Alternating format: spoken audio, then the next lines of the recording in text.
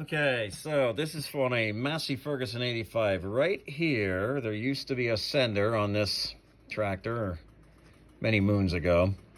They had a red light up here on the dash, which is gone, and that red light indicated a low pressure. When that red light came on, you were not to have your, to be trying to do anything with your PTO. Here we are now, fast forward to 2024, and the knowledge level of these Massey Ferguson 85s has decreased, not due anyone's fault, just because of time, people passing away, and the knowledge base is going away. So I had this tractor. 2 years ago, I rebuilt the PTO clutch. And 2 years ago, I went ahead and did something I'm going to show everybody here.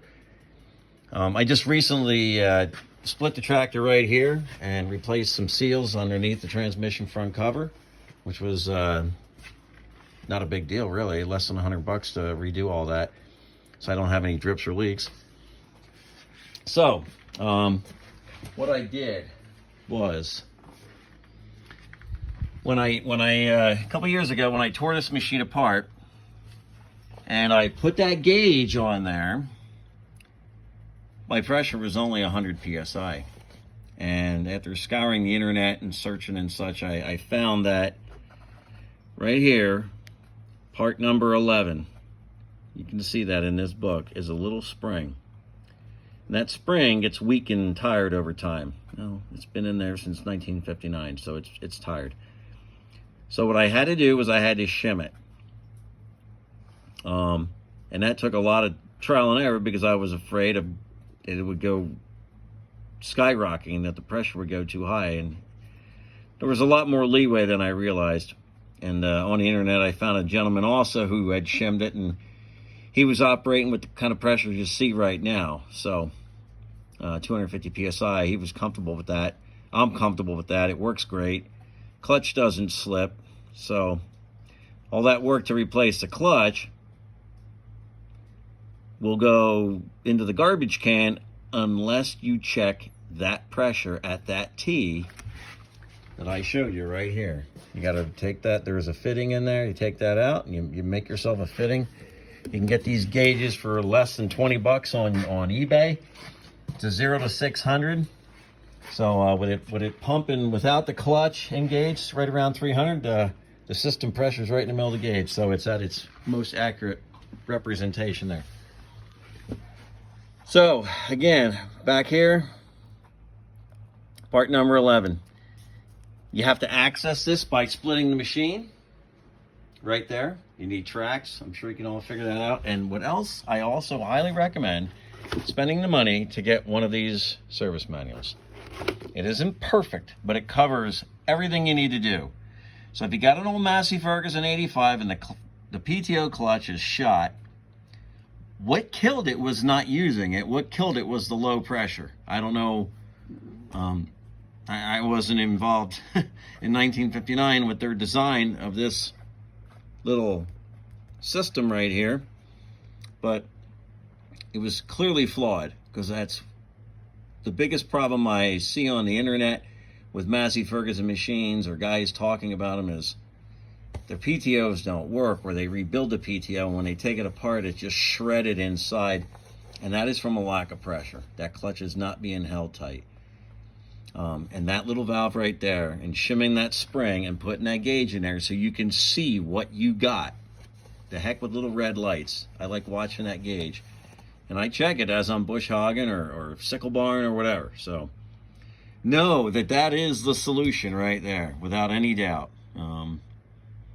I just hope that this video is made to help people who have a Massey Ferguson 85 and maybe are trying to get some more life out of it, or maybe you can't afford a new tractor. Man, there's a ton of parts out there. AGCO has all the drawings online. You know, some of the parts are available, some are not, but it's everything I needed to get, I've always been able to buy. So I'm very pleased with this, even though it's a very old machine. It's a real iron horse. So it's worth taking the time to do this repair. That's my opinion. And again, my solution is right there. So don't hesitate. I will tell you that when you go to put that back together again, that whole little assembly, it's actually in the transmission front cover. It is not fun. It is not a fun thing to take apart. I also suggest, see part number 17 right there? I suggest taking that part out and just allowing that spool valve to not be manipulated in any way or disturbed. Because what that fork does, what part number 17 does, is it works with the clutch. And this is one of those clutches where you press it down halfway and the engine stops turning the transmission, which means the machine stops. And if you go all the way down, going all the way down takes 17 and up and pulls on the end of part number 13 there, and it pulls that out and it dumps all the pressure to the clutch.